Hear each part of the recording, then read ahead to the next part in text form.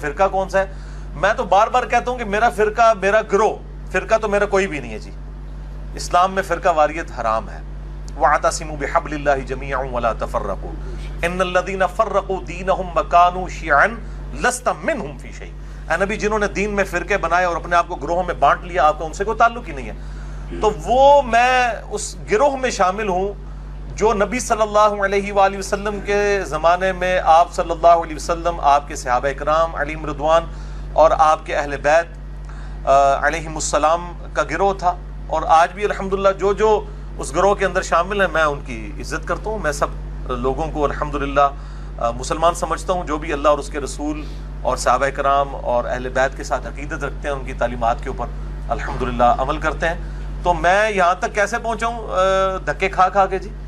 میں نے back ground تو اپنا شروع میں بتا دیا تھا کہ بیسیکلی میری جو بلٹ اپ ہوا ہے وہ ایک کٹر بریلوی خاندان کے اندر ہوا ہے.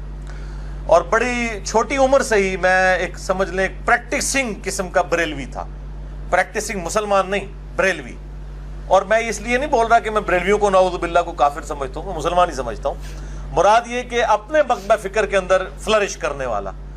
یعنی میری عمر اس وقت سمجھ لیں ہارڈلی کوئی 10-12 سال تھی تو مسجد کے ساتھ تعلق بن گیا. اور بڑی چھوٹی عمر کے اندر ہی، یعنی مجھے صحیح طرح یاد ہے کہ میں مئی 1992 میں بالغ ہوا تھا. اور میں الحمدللہ اس وقت بھی 5 وقت نماز پڑھتا تھا الحمدللہ، اور رمضان المبارک کے روزے رکھتا تھا. اور اس کے بعد بڑی چھوٹی عمر کے اندر ہی دعوت اسلامی کا قرب مل گیا. الیاس قادری صاحب کا سبز پگڑی باندھنی شروع کر دی 1992 میں، 93 میں باندھنی شروع کر دی تھی. اور پھر آنورڈ تقریباً 2001 تک میں دعوت اسلامی میں رہا. اس کے بعد کچھ اختلافات کی وجہ سے میں الگ ہو گیا. اسی دوران میں انجینئرنگ یونیورسٹی سے بھی فارغ ہو چکا تھا ڈگری کر کے. اور پھر میری جاب بھی ہوگی اسلام آباد میں ایک سرکاری محکمے کے اندر.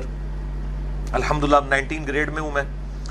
تو بینگ میکینیکل انجینئر میری اس اعتبار سے تو ایکسپرٹیز تھیں، لیکن میں میٹرک لیول سے ہی کتابیں پڑھنے کا شوقین تھا. بہار شریعت میں نے 1994 میں پہلی دفعہ دلی سے چھپ کے آئی تھی. اس وقت مجھے یاد ہے میں نے 300 روپے کی خریدی تھی. تو اس وقت 300 روپے بڑی چیز تھی، نئی آئی تھی کمپیوٹر کمپوزنگ کے ساتھ. تو میں نے فقہ حنفی ساری کی ساری پڑھ لی.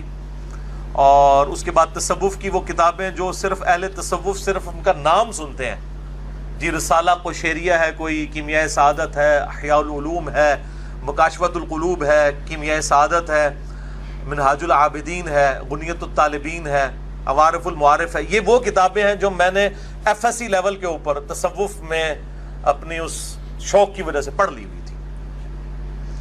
اور 1996 میں جب میں ابھی سیکنڈ ایئر کا اسٹوڈنٹ تھا انجینئرنگ یونیورسٹی میں، کٹر قسم کا صوفی بن چکا ہوا تھا. سبز پگڑی بھی باندھتا تھا اور ایک پریکٹسنگ صوفی بھی. اور امام غزالی کو میں اپنا ایک آئیڈیل مرشد سمجھتا تھا. آج بھی میں کئی چیزوں میں ان کی قدر کرتا ہوں، جن میں اختلاف ہے وہ اپنی